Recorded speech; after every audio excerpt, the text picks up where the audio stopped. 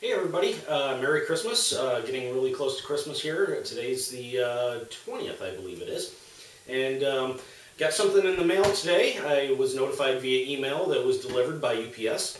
And got home and it's not what I was expecting. I was expecting the Dynam AT6 and instead they sent me the Dynam Spitfire. But that's okay. We'll do the review of the Spitfire. This is a 1200 millimeter wingspan on this, which is about 47 inches. And let's see, it's got a 3-cell 2200 milliamp LiPo 20C, 30 amp brushless ESC, and an 850 kilovolt brushless outrunner.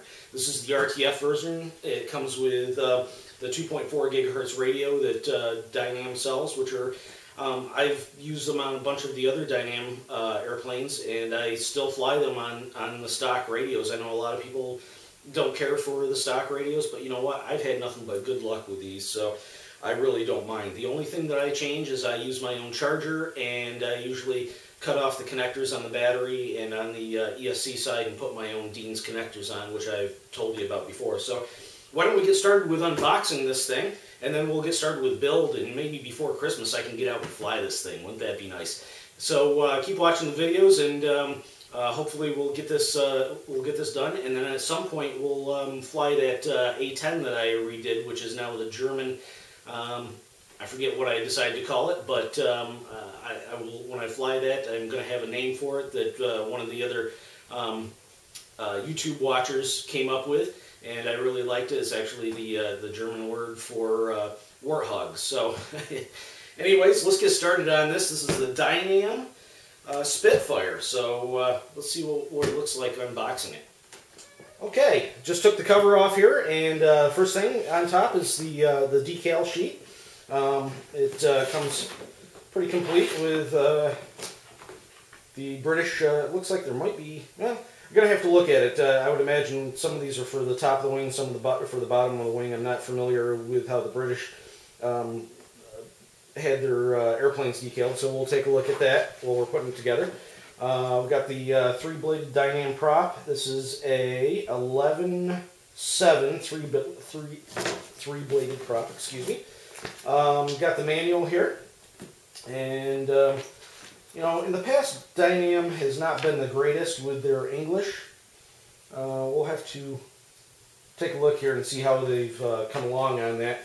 And the other thing is Dynam, if you're listening, really love your planes, really love your products, haven't had any problems with, but I'm not crazy about your packing.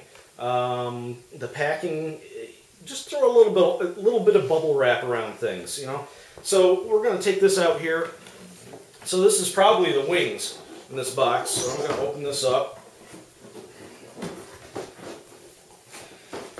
And as you can see, yes, it is the wings and the tail section. So they're just simply slid in there in the bags, which is fine, except you get a lot of little dents and dings because they're actually bumping against each other during the shipping. So really wide wing there, which is typical of the Spitfire. I do have one other Spitfire. I have the Arctech Spitfire, which is about a 33-inch wingspan. So this one's a little bit bigger at 47-inch wingspan. And there's the cockpit with a pilot. Nice looking pilot there. Boy, very detailed on the pilot and the tail parts. And we'll pull out the other wing here. So these all look like they're in good shape. They actually don't look like they got dented up too much or anything. So this is also, I should mention that this is EPO foam. So this is nice, tough stuff. This isn't the EPS cooler type foam. So, and we got a carbon fiber rod there. Let's take a look at the fuselage. It looks like they packed that in a little bit better. They put a cardboard surround around it to hold it into place. There we go. I'm going to go ahead and slip this out of the bag. Well, it looks like the bag is sealed, so I'll wait on that. So here's the fuselage, if you can see that, all bagged up. Got the receiver kind of hanging out here. They got a piece of double stick tape on the back here, and it looks like all the servos are all in place and connected. They feel like they're glued in. I'm going to double check those. I always double check all the servos and stuff for any of these planes, just to make sure that they're glued in tight. So it's a little bit smaller than the airfield planes. Still a nice looking plane, nice big motor there. It's got a really large diameter shaft on it. It looks like it's bigger than a 3mm. It looks like maybe a 5mm. So let's see what kind of goodies we got in the box here. One of these is bound to be the transmitter, I'm sure. And then the other one's probably a box of goodies. Ah, this one's the transmitter. And this is the typical Dynam 5-channel transmitter. This has a protect switch on it.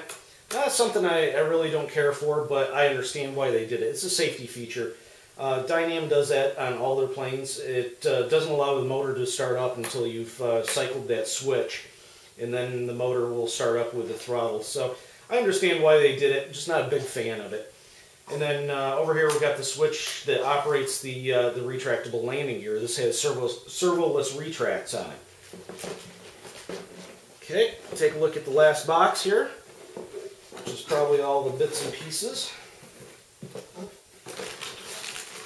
So we got a battery and a battery charger. And this is the typical Dynam battery charger. DC, you hook it up to a car battery or whatever. And like I said, I really don't use those. There's nothing wrong with them. They are a balanced charger. When I've checked batteries that have come off of these, they actually are right about 4.17, 4.18 volts, so it's not too bad. I prefer to use a little bit better charger though for my stuff, just to make sure that it gets a proper charge rate and stuff in. So battery and charger. And then it looks like we got some glue and the spinner and some plastic parts there. So that pretty much wraps up the unboxing here. So why don't we go ahead and get this thing started. It doesn't look like it's going to take long to put together at all. It looks like slap the wings on and the tail pieces and put the spinner on, and it's just about ready to go, I think. So let's get started on that.